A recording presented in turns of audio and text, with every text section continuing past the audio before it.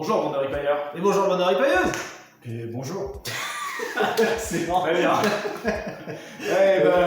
Bonjour Alain. Bonjour Olivier. Bonjour à Bas. Bonjour Olivier. Donc on vous présente Bas. On fera une vidéo exprès pour présenter les nouvelles choses de cette année, dont Bas, c'est une nouvelle chose.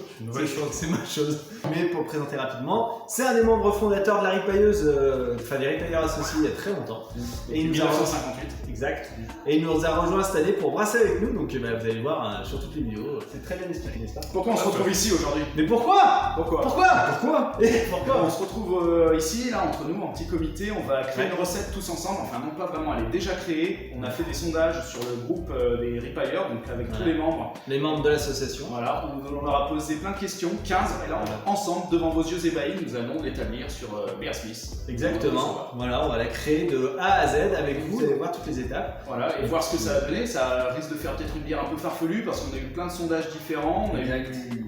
Ça nous a donné des idées, des choses que nous, de nous-mêmes, on n'aurait pas fait. On n'aurait pas associé forcément. Donc, voilà. Merci à tous les ripailleurs du groupe. Ouais, vous avez carrément, vous avez super participé, c'est trop bien. Comment ça va se passer? On va relire un petit peu ce que vous avez voulu pour les bières à chaque étape. Et en fonction de ce que vous avez voulu, on va créer la bière petit à petit. Voilà.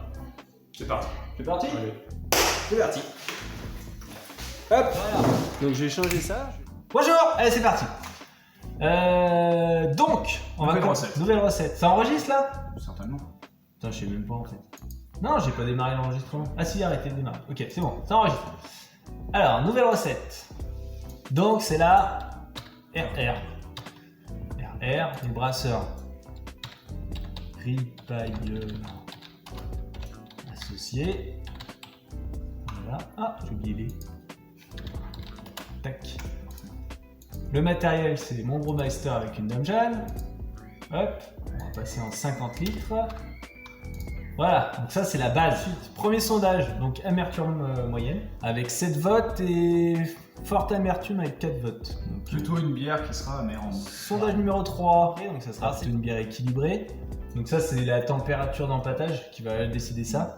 Donc ça sera une équilibrée qui tire un peu sur la rondeur. Donc ouais. Plutôt vers 67-68. Sondage numéro 4, quand est-ce que vous voulez la boire? Bon, ça sera en hiver, ça sera brassé dans 3 brassins. Donc ça sera même plutôt début printemps. Alors là c'est pas trop l'amertume, c'est plutôt la puissance aromatique du houblon. Donc fortement houblonné, donc là on mettra certainement beaucoup de houblon aromatique en fin d'ébullition pour donner vraiment les arômes du houblon.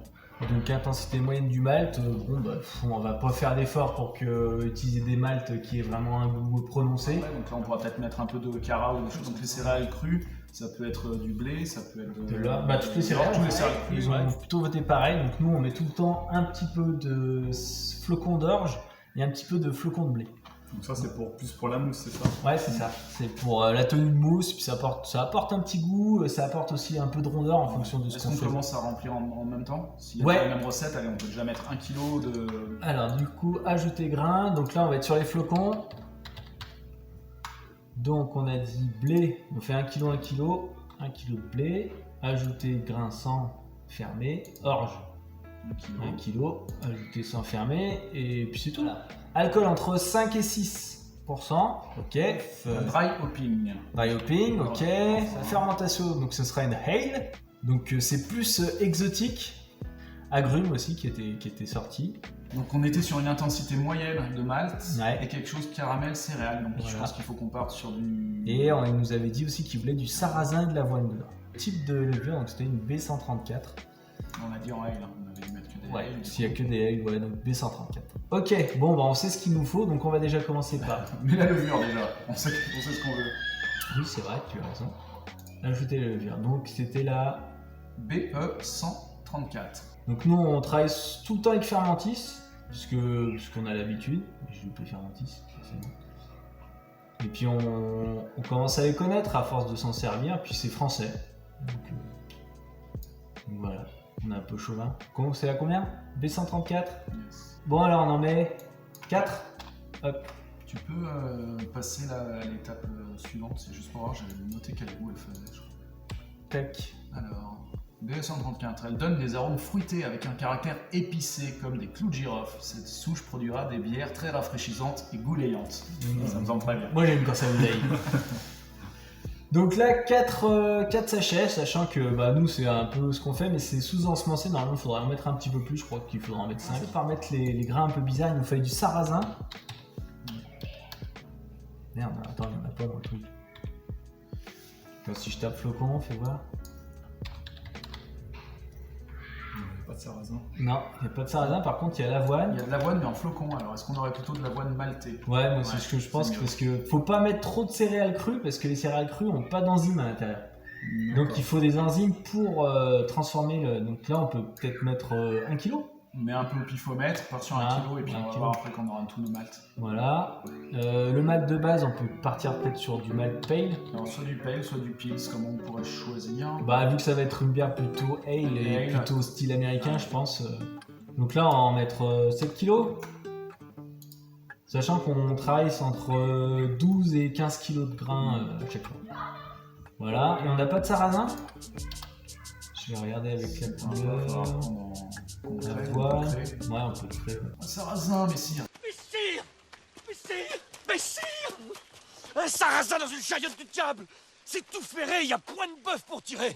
Oh là là, messire, venez voir. On n'a pas de sarrasin, et on va faire un peu de chiqui, tu peux pas le. Si, regarde, on a créé un nouveau fermenticide. Nouveau grain, sarrasin. Tu vas marquer sarrasin maltais. Tu crois?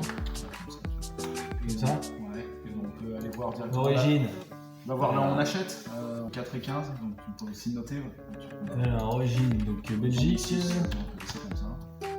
Fournisseur, on va mettre. C'est un Malterie Château. C'est un type grain, extrait, ouais, c'est ça, grain. Le prix, si tu veux. Combien du kilo? 50 € le kilo? Non, c'est 6,40 € le kilo. Tac. Max par brassin. Oh là, ça m'a fait 64 €.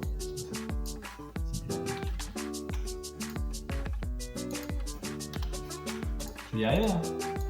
Ok, max par brassin, non. On va mettre, je sais pas, 10%. Après, ça doit peut-être marcher, non? Couleur EVC, ils disent combien entre combien? 4 et 15. Entre 4 et 15, 4 plus 15 égale 19, divisé par 2 égale 8. 9. Comme ça? 9 EBC. Potentiel. On les a peut-être. Jusqu'à 40% du mélange. Ça doit avoir un. Allez, on laisse comme ça. Je mangerais bien une raclette ce soir. Tac. Il n'a pas de pouvoir diatastique. On peut mettre. Ah. 0. Tac. Bon, c'est bon ça. Ouais. Hop. Sarrasin maltais. Trop bien. Donc, pas de pouvoir diatastique. On va en mettre quoi? Origine belge. Ouais, j'ai mis belge.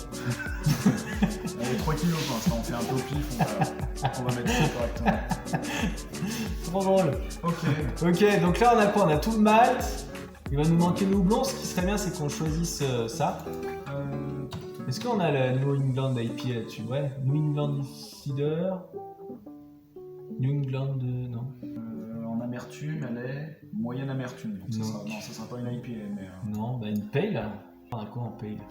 English standard ordonné. Non, bitter c'est amer. Donc prends une American Pale Ale déjà en base pour qu'on ait nos curseurs. Ouais, voilà, ce que ça donne. Mais de toute façon, c'est un style vraiment unique qu'on va faire. Donc, ouais, c'est un truc qui n'existe pas. Il y avait ça et il voulait du goût céréales et caramel. Donc le goût céréales, on l'aura avec tout ça. Et il faut ajouter du malt caramel. On a plein de choix en caramel. Soit on prend un caramel qui va colorer un peu, ou alors il y a aussi du caramel qui colore pas du tout. Donc je pense que ça va avoir moins du caramel. On a le Cara-Ruby, on a le Camembert. C'est quoi, on dirait du Camembert, mais. Du Cara-Amber et Cara-Ruby. C'est ce que j'ai fait la dernière fois, il est plus coloré, je crois. Ouais. Ah non, pas forcément. Du Cara-Vienne, Cara-Cristal clair d'origine belge. Il y a le. Attends, le Cara-Munich. Où ça? On a déjà utilisé. Tac. Ah ouais, 110 en plus, ça. Et mais c'est pas mal ça. Carafa aussi. Regarde, pour les bières Bock et dans les bières belges, cuivré, c'est d'un écouteur cuivré. Après il y a le Carafa. Ouais, c'est pour les tout ça, c'est trop là, on arrive trop.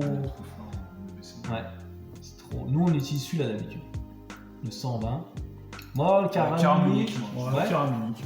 Allez, on en met 2 kilos 3. On vérifie sur le site Autobrasseur si on en aura.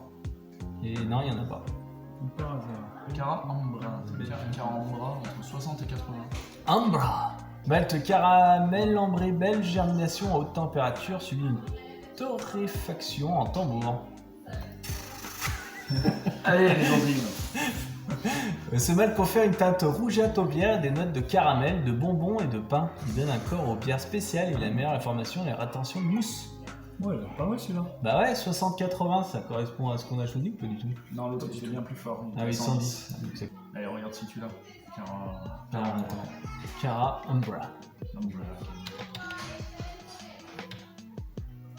Ah bah ça doit être lui. Amber 59. Ouais, c'est ça. lui. Allez, 3 kilos. Parti. Ouf. Ok, et on supprime celui-là. Sucre, on a combien de kilos là? On a 16 kilos, on a un petit kilo de trop et on a oublié de mettre le malt acide. Le malt acide qu'on rajoute pour acidifier la mèche et comme ça les enzymes elles travaillent un peu mieux. D'accord, donc à chaque fois on met du malt acide. On est parti, ça fait partie de notre recette de base avec les flocons, le malt acide pour Parce baisser. que le camembert il va y avoir des enzymes dedans. L'orge flocon non, ça oui, ça oui. Donc ouais, on peut enlever peut-être du pale alors. 5. Tac. On a 15 kilos pile poil. Donc ça c'est bon, on est au maximum.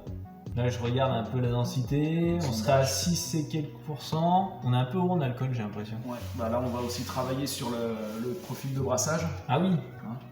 Donc là, profil de brassage. Donc on vous explique pas notre profil de brassage. Donc 67 et 70, on est pas mal. Donc là on est bien. Ouais, puis ça fait descendre le taux d'alcool. Parce que du coup ça va faire des sucres non fermentés. Combien il nous disait sur les sondages, le taux d'alcool? C'était entre 5 et 6 je crois. Donc on est bon. Attends, je vais vérifier. Entre 5 et 6. On est bon. Parfait. Putain, Parfait.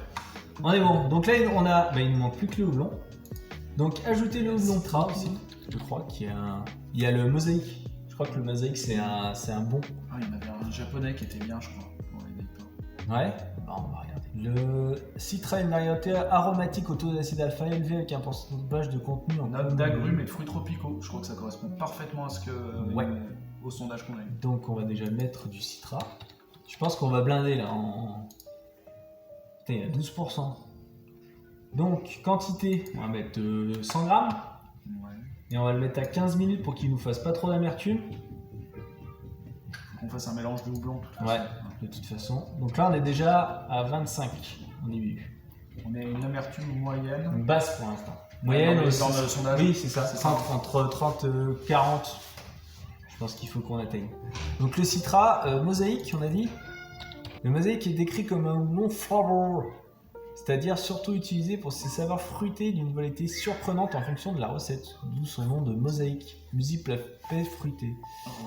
Débarrassé de Agrumes, passion, fruits rouges, fruits blancs. Ouais, ça serait Parfait. bien, ça. Mosaïque.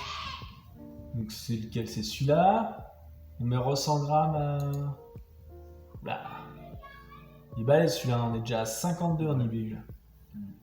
Après on peut en mettre un peu moins et reprendre ces deux-là et mettre genre 200 grammes en dry hopping et là ça va... En dry hopping, on n'apportera pas d'amertume. On apportera zéro amertume mais on apportera tout le goût à fond la caisse. Mais on n'apportera peut-être pas les mêmes arômes qu'on fera en fin d'ébullition. Donc faut faire un compromis. Après, On cherche le japonais quand même? Le wakatu. Ouais, pourquoi pas, citron vert ça amène toujours une amertume, C'est vrai, citron vert, ça peut être pas mal. puis c'est dans le... sans être trop prononcé. C'est dans les petits punch. Bah ouais. Ah, si, Sorachi, voilà, c'est ça. Ah, c'est le Sorachi, exact. Mais peut-être que ça avait rien à voir avec le hip-hop. Sorachi, je l'ai, le Wakatu. Bon, je rajoute 100 grammes à 15 minutes et puis on verra. On est déjà à 68 d'IBU, ça vient de bière très amère. Le, t'as dit combien? Sorachi. Ah, mais il y est pas sur celui-là. Si, il est là, mais en US. Ah, bravo, bravo, bravo. Il est fort. S'il est bon, on le met. Je te le dis direct. Double usage. Cette variété japonaise a été développée là. Ils sont nuls ces sites, ils disent pas les goûts que ça fait. Et bah on en met et puis on verra qui Oui, tout ça. voilà, c'est tout. Allez, 100 grammes, paf. Ok, donc là on est à 190. Sachant qu'à partir de 100 à peu près, on sent plus la différence d'amertume. Donc là, bon, alors il y en a beaucoup trop. Ah mais attends, lui je l'ai mis 2 fois déjà. Il donne une saveur très marquée de citron, de noix de coco râpée. Oh! Ce qui est un incontournable dans la catégorie des aromatiques à double usage. Excellent. C'est exotique et ça fait. Bah ouais. Qu'est-ce qu'on fait? Est-ce qu'on passe tout à 5 minutes? Oui, Pour voir il faut ce que ça baisser. fait. 40, 38. On On est nickel. Et puis dans la moyenne. Par contre, on est qu'à 5 minutes. Alors, est-ce que 100 c'est pas trop à chaque fois? On peut diminuer les quantités. On peut aussi, peut-être, on peut mettre à 50. on Parce peut que le mettre blanc ça- en plus ça coûte une blinde. donc. Oui, c'est vrai. On peut mettre 50 grammes par exemple. Sachant qu'on Et mettre 15 met minutes. pas là, on le remettra dans le dry hopping. Amertume moyenne. Oh, 48. Est-ce qu'on rentre pas dans l'amertume? À partir de combien on est considéré en IPA? Au-dessus de 40, en dessous de 60. Ouais, t'es dans le cadre. Si on le met 10 minutes, non? Ouais, on peut faire ça aussi. Mais après 15 minutes, l'avantage c'est qu'on va vraiment soutirer tout le goût aromatique du houblon, tu vois ce que je veux dire? 10 minutes, on va pas arriver Et à... rajoute-moi un dry hopping immédiatement. Sorachi. Ouais, c'est dans Goofy, ça fera Goofy. Sorachi Ace, ouais. Là, on a mis le Wakatu, j'ai même pas vu. Wakatu. Ah, en même temps, on peut virer le Wakatu hein, si on veut le faire descendre, parce que lui, on l'a mis plus pour blaguer qu'autre chose. Bah, on le met pas en dry hopping, ou bien. Non, mais je veux dire pour le... Oula, j'ai 50 grammes. Wakatu. Je l'ai mis parce que le nom était rigolo. Dry hopping quoi? 4 jours? 3 jours? J'ai mis 3 jours, mais on verra. Ça, c'est... De toute façon, ça change rien là. Ça. Et donc le dry hopping, c'est quoi exactement? Quand Eh la ben- bière a fini de fermenter dans la Dame Jeanne, Voilà. tu la rouvres 4 jours avant de la mettre en bouteille, on met du houblon dedans à froid dans la Dame Jeanne. Voilà. Et c'est bien d'y faire avec du houblon en pellet, parce que le houblon en pellet, il va bien se dissoudre dans ta bière. Et puis quand nous, on fait un cold crash. Et quand le cold crash, ça va bien y faire tomber tout au fond et on sera pas embêté quand on va soutirer après. Alors que quand tu le fais avec des fleurs, bah, ça a tendance plus à flotter et à moins bien se mélanger, là, tout bouché. Ça me semble pas mal. Moi, ça me paraît bien comme petite recette. Est-ce qu'on respecte tout? Une bière brassée en hiver, on sera presque bon. Elle sera brassée en hiver. Faut pas qu'on traîne. Voilà. Une amertume moyenne. On est à 48 en IBU prévu, c'est moyen. Ouais. C'est pas très amer, parce que c'est Non. au-dessus de 60, c'est pas peu amer, c'est en dessous de 40, c'est entre les deux, c'est bien. Un fort houblonnage, ah non j'ai oublié, un corps équilibré tirant vers la rondeur. On a mis à 69, donc on va un peu plus de sucre non fermenté cible, donc ça va donner une bière un peu plus ronde. D'accord. Voilà. Une intensité moyenne sur le malt. Bon, on n'a pas mis de malt vraiment spécial bizarre, qui aura un goût vraiment fort, comme la whisky beer où on a mis du malt tourbé, où on va sentir que ça quand on va Il y a boire la quand bière. même des choses particulières avec l'avoine qui ressort, donc l'avoine Ouais, sarrasin, je vois pas trop quel goût ça va donner, on n'a jamais utilisé du sarrasin. Ce sera la surprise. Sarrasin, apparemment, ça apporte aussi de la rondeur à la bière. Ouais. Donc on va voir. Quantité standard de céréales crues, donc ça on est resté. Une quantité d'alcool entre 5 et 6, on est à 5-7. 5-7. À 5-7, voilà, donc 5-7. Utilisation d'un DH en fermentation, donc on a le DH là. Donc dry hopping. Utilisation de levure ale, donc c'est bon. La B, machin, etc. Saveur du houblon exotique et agrumes, c'est respecté. Bien dedans, ouais. Avec leur Wakatu. Et saveur maltais, caramel céréales. Donc on a mis du Cara Amber et on a mis du sarrasin. Donc c'est- Utilisation de céréales, sarrasin, avoine, orge. Donc ça c'est bon. On a Moi tout aussi. respecté. Et la BE 134 qui donne des bières gouléantes. Et ouais, une bonne bière gouléante, ça Ouais, fait toujours et on plaisir. n'avait pas dit le fort houblonnage aromatique là, avec tout ce qu'on a mis en dry hopping. Ah ouais, là il y a quoi? Il y a 400 grammes de houblon? C'est énorme. Je pense que ça va. Et des fois on fait 50 litres de bière des fois avec 50 grammes de houblon. Donc Ça va être pas mal. Il n'y a plus qu'à brasser. bah ouais. Au revoir. Bon, bah c'est bon. Ouais c'est bon. Bon bah salut hein. Maintenant, raclette. Et maintenant raclette.